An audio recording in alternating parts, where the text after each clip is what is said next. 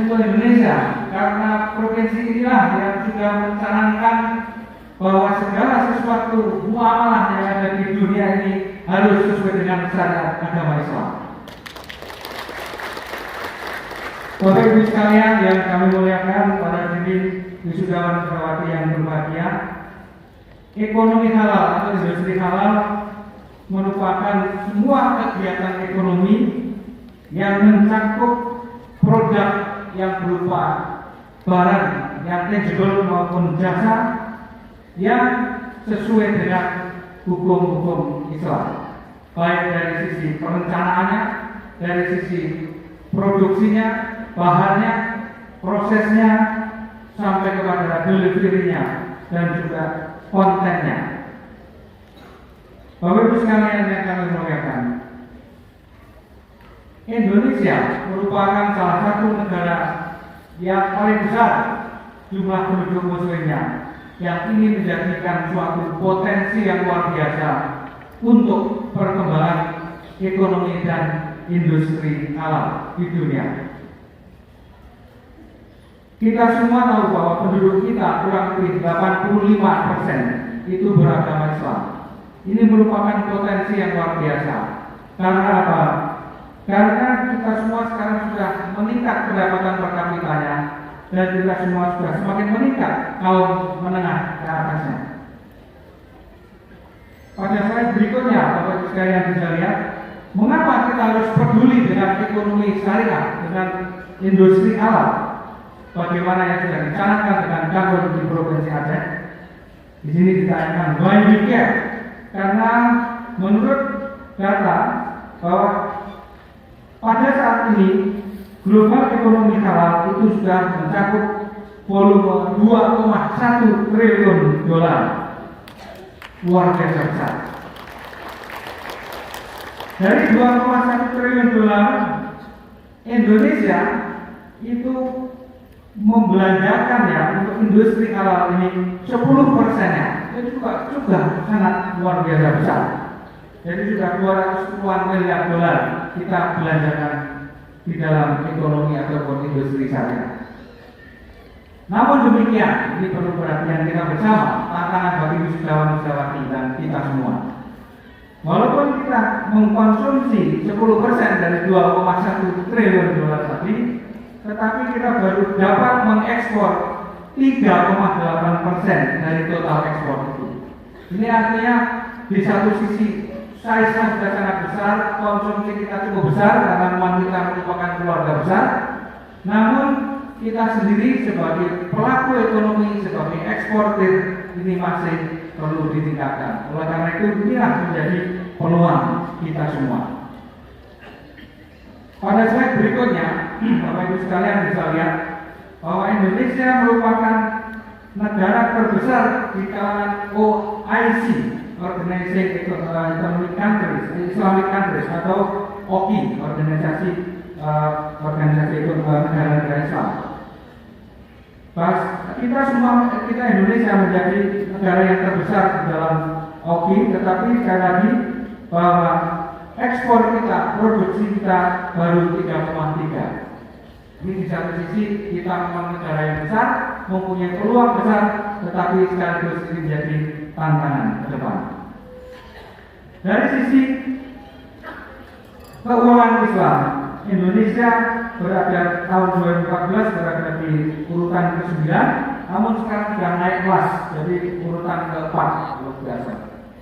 Kemudian untuk keuangan syariah yang ada di dunia ini, Indonesia sampai hari ini baru sampai pada 82 miliar dolar Amerika. Jadi ini kita masih di bawah Malaysia, kita masih di bawah Kuwait, kita masih di bawah Arab Saudi, dan juga masih di bawah Iran.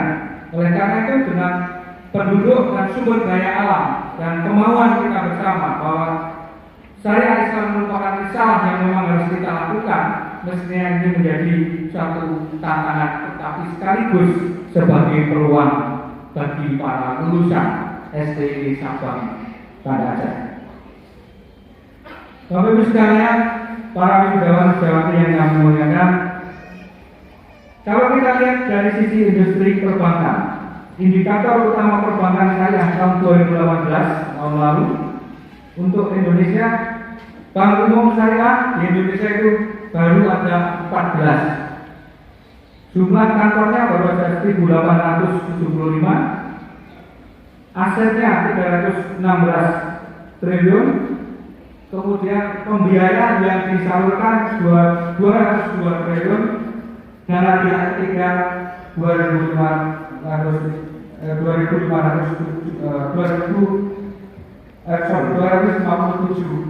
triliun.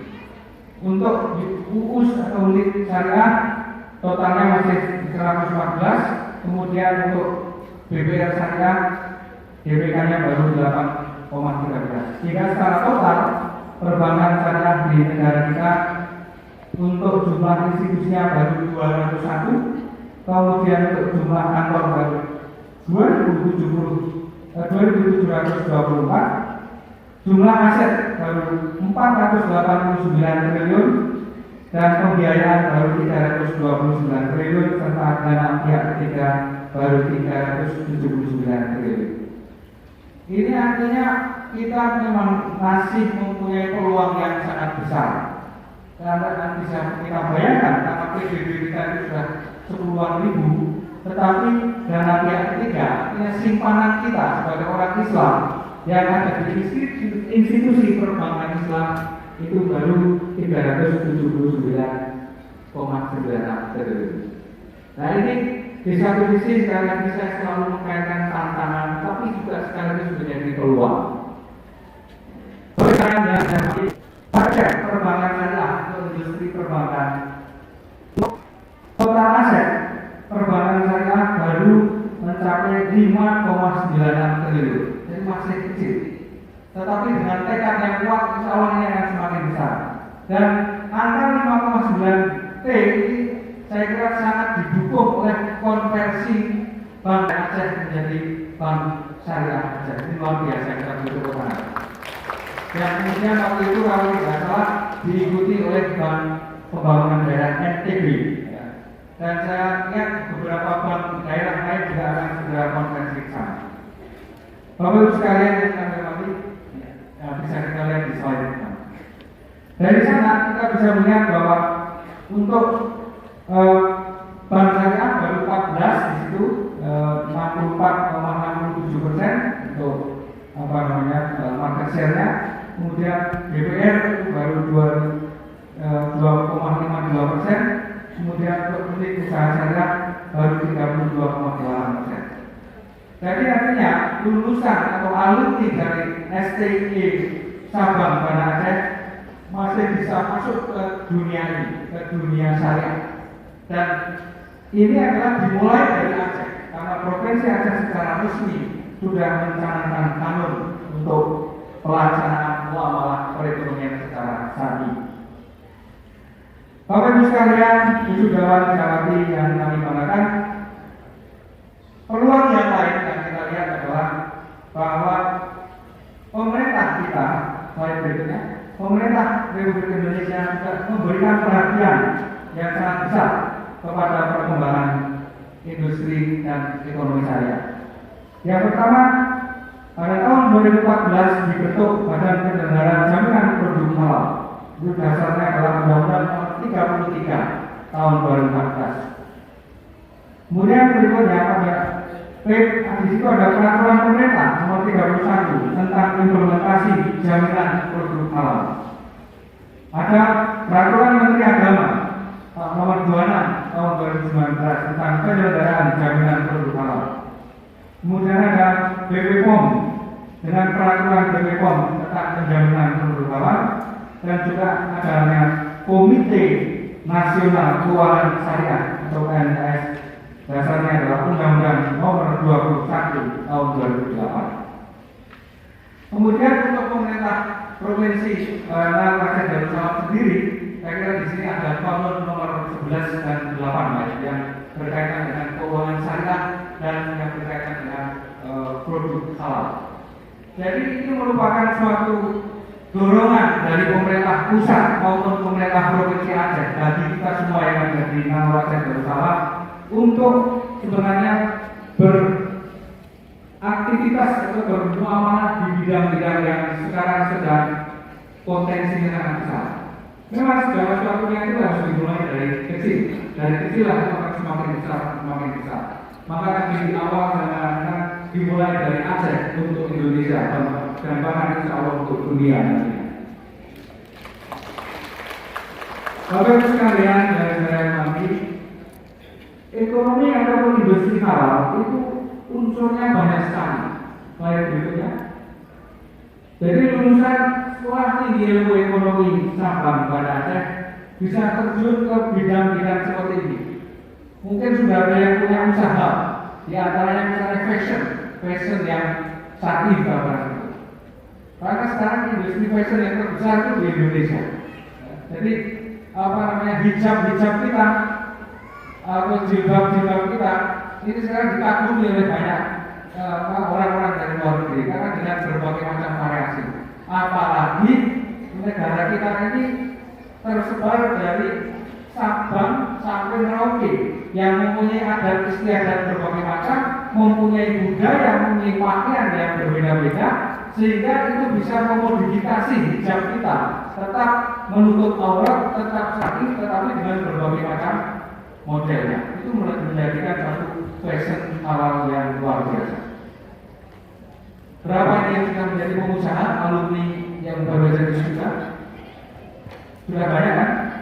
Sudah banyak. Saya lihat ada yang jadi Pak Bupati juga ada yang kepala dinas sudah yang menjadi pengusaha. Kemudian yang kedua, wisata. Ini luar biasa potensi wisata di Nangor Aceh Darussalam dan di negara kita.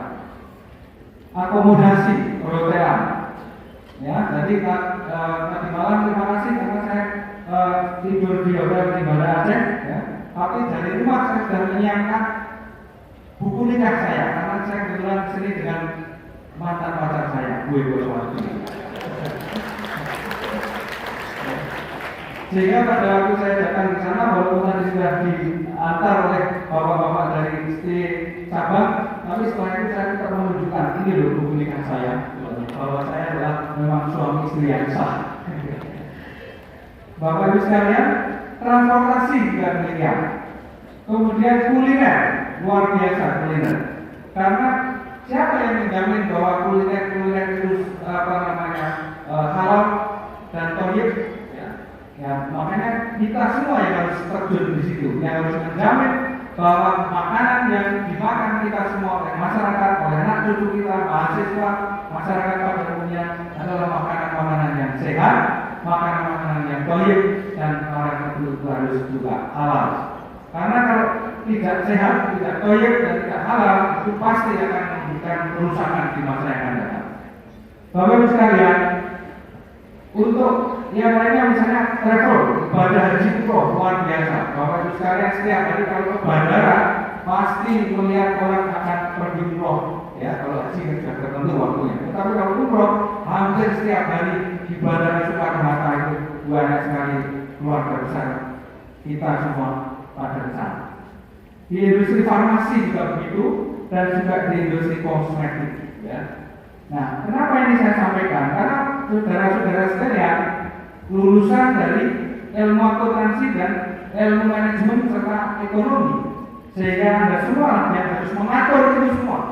Ya, kita semua tidak harus ahli farmasi, kita tidak harus ahli kosmetik, tetapi Anda harus bisa memanage teman-teman kita dan ahli farmasi dan ahli kosmetik. Setuju? Setuju? Alhamdulillah. Kemudian untuk kesehatan juga sama. Bapak Ibu sekalian, saya sering mendengar bahwa sebagian dari keluarga besar kita kalau sakit itu ada yang kemudian ke luar negeri, monggo saja. Tetapi bagaimana kalau itu diciptakan di Nangor Aceh Darussalam? Jadi supaya orang yang sakit kalau mau berobat itu ke Aceh. Jadi di samping dari sisi kompetensi kedokterannya, tapi dijamin bahwa proses treatmentnya itu adalah halal dan thayyib. Kemudian untuk industri bank dan non bank, Bapak Ibu sekalian, ini kita lihat peluang berikutnya. Slide berikutnya. Peluang. tadi sudah saya sampaikan bahwa peluang ini sangat besar karena penduduk kita ini paling besar di dunia yang beragama Islam. Kemudian dari sisi peraturan, slide berikutnya, dari sisi peraturan pemerintah Republik Indonesia dan juga pemerintah provinsi sangat mendukung itu. Kemudian di Aceh secara khusus, slide berikutnya, itu ada Aman nomor 11 tahun 2018 tentang lembaga keuangan syariah. Kanun Aceh nomor 8 tahun 2016 tentang sistem jaminan produk halal.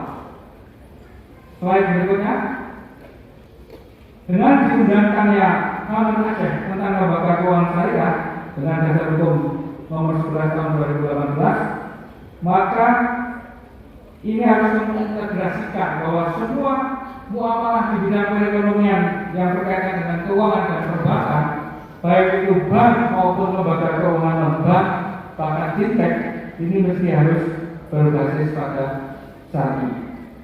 Oleh karena itu membuka peluang yang luar biasa, memberikan batasan kepada semua lembaga keuangan, baik itu bank maupun non-bank di provinsi Aceh ini untuk berkonversi menjadi bank syariah atau lembaga keuangan non-bank syariah. Kalau tidak salah masa transisinya 3 tahun, ya Pak Staffi. 3 tahun. Dari dalam 3 tahun ini semua lembaga keuangan yang ada di provinsi Aceh Darussalam harus berbasis syariah. Ini luar biasa. Kita beri tepuk tangan untuk pemerintah. Nah, ini adalah peluang, saudara-saudara sekalian. Ini peluang yang luar biasa. Provinsi lain belum ada yang memberikan kewajiban semacam ini. Sehingga siapa lagi yang harus mendukung Kanun Aceh ini kalau bukan kita yang ada di sini. Dan insya Allah kalau saudara-saudara sekalian sudah memanfaatkan ini, mendukung ini semua dan masuk terjun di dalam industri syariah yang kemudian didukung dengan kompetensi yang sudah diperoleh dari STI Sabang dan juga diblend dengan penguasaan teknologi sebagaimana yang disampaikan oleh Bapak Ketua STI tadi dengan pengembangan teknologi 4.0. Saya kira provinsi-provinsi lain akan meniru yang ada di Aceh ini. Kita lihat datanya. Data berikutnya untuk slide berikutnya. Ya, data di situ. Bank konvensional yang ada di Aceh, di antaranya ada 12 yang berbentuk bank. Di situ ada bank dari Bank Mandiri, Bank Mandiri Taspen, BRI, BDPR, BCA dan seterusnya. Total aset yang ada di dalam perbankan di Aceh ini ada 30 triliun. 30,8 triliun. Total pembiayaan kreditnya 22 triliun. Kemudian dana pihak ketiga simpanan Bapak Ibu sekalian itu 16,6 triliun. Nah, ini semua di dalam 3 tahun ke depan ini harus menjadi bank syariah. Oleh karena itu sekarang perbankan konvensional itu sekarang sedang sangat sibuk untuk mengkonversi dari bank biasa atau bank konvensional menjadi bank syariah untuk yang beroperasi di provinsi Aceh Darussalam. Ini menjadikan Bapak Ibu sekalian, saudara-saudara sekalian peluang, termasuk juga mahasiswa-mahasiswi yang sekarang sedang belajar di Sekolah Tinggi Ekonomi Sabang dan Aceh. Berikutnya. Nah, implikasinya dengan adanya dukungan dari pemerintah provinsi dengan adanya perda tentang kanun lembaga keuangan syariah, bank umum dan bank syariah secara total nantinya asetnya akan menjadi 58,95 triliun. Ini adalah suatu hal yang sangat luar biasa, terbesar untuk provinsi seluruh Indonesia. Saudara-saudara sekalian, dengan apa yang saya sampaikan tadi berkaitan dengan peluang-peluang di industri syariah dan dukungan dari pemerintah pusat maupun pemerintah provinsi dan saya yakin itu di kabupaten kota di seluruh provinsi Aceh, maka mari kita semua memanfaatkan peluang itu untuk menjadikan amalan-amalan di bidang perekonomian supaya ekonomi kita bisa menjadikan Aceh, Nalu Aceh Darussalam dan kita semua menjadi baldatun thayyibatun ghafur. Namun demikian, saudara-saudara sekalian, banyak tantangan yang harus kita hadapi. Ya, karena segala sesuatunya Allah itu kan memang menciptakan kita dengan memberikan challenge gitu ya, memberikan tantangan, memberikan ujian. Apa yang menjadi tantangan kita? Langsung saja tantangan kita adalah pengembangan sumber daya insani. Sumber daya insani. Saya kira kompetensi yang telah saudara-saudara sekalian peroleh selama kurang lebih 4 tahun di Sekolah Tinggi Ilmu Ekonomi Sabang pada Aceh sangat mumpuni, namun perlu ditambahkan blend atau saudara harus memahami hukum-hukum agama Islam yang berkaitan dengan muamalah di bidang perekonomian, di bidang industri, di bidang keuangan. Oleh karena itu, literasi terhadap masyarakat juga perlu ditingkatkan, serta motivasi dari masyarakat juga perlu ditingkatkan. Mengapa demikian? Karena sebagaimana bukti atau fakta yang masih ada, kita semua adalah beragama Islam. Namun demikian, pada saat ditanya apakah sudah mempunyai rekening bank syariah, ya kalau di sini kan semua sudah, tapi di sebagian besar provinsi yang lain belum. Gitu. Nah ini perlu adanya satu literasi, karena ekosistem syariah ini perlu dibangun, dan saya yakin dengan adanya bantuan praktek baik itu di level provinsi maupun di daerah ini akan sangat mendukung kita semua. Kemudian tantangan yang lain, fakta yang lain adalah bahwa walaupun kita tadi merupakan konsumen 10% dari industri halal dunia, namun kita baru bisa memproduksi 3,8%. Sekali lagi ini merupakan tantangan, tapi sekaligus peluang. Kemudian ekspor kita juga baru 3,3. Walaupun kita merupakan negara terbesar di antara anggota negara-negara Islam. Kemudian kenyataan ini, maka keuangan dari sisi keuangan syariah juga demikian. Market share ataupun pangsa pasar dari perbankan syariah juga masih 5,96. Dan untuk negara-negara lain bahkan sudah lebih dulu mengembangkan industri halal, termasuk negara-negara yang notabene bukan negara Islam. Kalau Bapak Ibu sekalian pas misalnya ke Jepang atau ke Korea, biasanya pada saat kita turun pesawat, kalau tahu itu bahwa itu pesawat Garuda, itu biasanya kita langsung diberikan brosur restoran halal, hotel syariah. Nah kita ini malah belum. Nah oleh karena itu, mari ini ditangkap peluang-peluang itu demi masa depan kita bersama.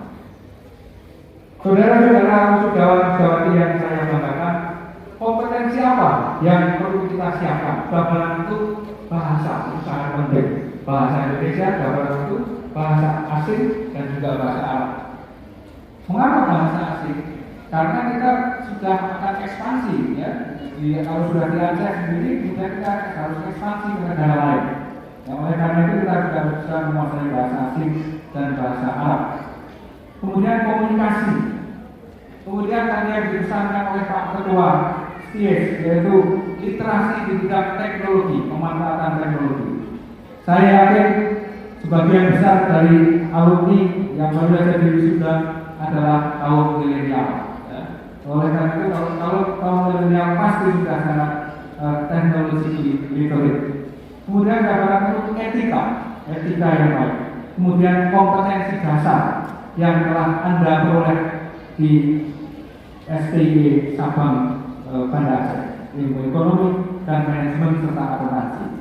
Kemudian bagi teman-teman kalian yang ada di fakultas lain, misalnya di Universitas Syahkuala ini, mereka ada di pertanian, dari teknologi pertanian, kedokteran, kemudian farmasi, teknik, semua itu juga harus kita ajak bersama, kita bersama-sama untuk menyongsong masa depan yang lebih baik, untuk membangun ekonomi syariah supaya menjadi lebih kuat. Pada akhirnya adalah menjadi tanggung jawab para wisudawan-wisudawati. Tadi wakil dari orang tua wisudawan-wisudawati menyampaikan wisuda itu memang merupakan akhir dari proses belajar sekolah formal. Tetapi sekaligus wisuda merupakan awal dari pembelajaran yang sebenarnya. Bagi saudara-saudara sekalian yang sudah bekerja, yang sudah menjadi ASN, yang sudah menjadi pegawai di perusahaan swasta, barangkali sudah mempunyai usaha sendiri, kami ucapkan selamat dan sekaligus gunakan ilmu saudara sekalian untuk mengembangkan apa yang sekarang sudah ada saudara sekalian. Bagi yang belum, jangan khawatir, Anda bisa mengembangkan usaha sendiri atau Anda bisa bekerja di tempat yang lain, misalnya di pemerintahan maupun juga sebagai profesional. Hal itu selaras dengan perkembangan industri halal yang sudah saya sampaikan di depan. Siapa lagi kalau bukan Bapak Ibu dan saudara-saudara sekalian yang harus peduli, yang harus mau terjun ke sana, kalau bukan kita. Kemudian ini juga selaras dengan visi Sekolah Tinggi Ilmu Ekonomi Sabang Banda Aceh untuk menghasilkan lulusan yang beretika, berilmu, berketerampilan untuk menunjang pembangunan nasional di tahun 2043. Kita beri tepuk tangan untuk STIE Sabang. Saya kira itu yang perlu saya sampaikan. Jadi penekanan saya adalah bahwa industri dan ekonomi syariah ini sangat berkembang. Kita siap tidak siap, industri ini akan berkembang. Mau tidak mau kita terjun ke bidang itu, industri ini akan berkembang. Sehingga kalau seandainya kita sendiri tidak mau masuk ke industri halal itu, maka orang lain yang akan mau masuk ke sana. Kita hanya akan menjadi konsumen, kita akan menjadi penonton. Industri fashion kita memang sekarang terbesar, tapi ini bisa kita sebarkan kemana-mana. Jadi itulah saudara-saudara sekalian yang ingin saya sampaikan. Kemudian memenuhi permohonan Bapak Ketua Senat dan sekaligus Ketua STY Sabang Banda Aceh. Saya kira singkat saja Pak, arahan tadi yang berkaitan dengan akreditasi saya tidak menyampaikan arahan, tetapi perkenankan saya menyampaikan apa yang kami alami di Fakultas Ekonomi dan Bisnis UGM. Pada intinya bahwa akreditasi itu bentuk pengakuan formal dari pemerintah atau lembaga akreditasi atau BAN kalau di Indonesia. Pengakuan formal itu harus kita tunjukkan bahwa apa yang tertera di dalam akreditasi yang memang demikian namanya. Oleh karena itu, saya kira apa yang kami alami bahwa dalam rangka untuk menghadapi reakreditasi, untuk meningkatkan status akreditasi kita, tidak lain adalah kebersamaan. Jadi Bapak sudah sangat tepat. Kebersamaan dari kita semua aktivitas akademika, baik itu mahasiswa, tenaga kependidikan, dosen, pengurus, yayasan, partner, industri, pemerintah, LLBP, dan masyarakat. Kita semua harus bersama-sama untuk meningkatkan kualitas pembelajaran yang ada di Sekolah Tinggi Ilmu Ekonomi Sabang Banda Aceh. Karena dengan demikian, maka sudah dengan sendirinya nanti akreditasi itu akan meningkat. Insya Allah dengan kebersamaan, ikhlas, bekerja keras, dan tuntas, STY Ekonomi Sabang Banda Aceh akan meningkat status akreditasinya dari B menjadi A. Terima kasih. Assalamualaikum warahmatullahi wabarakatuh.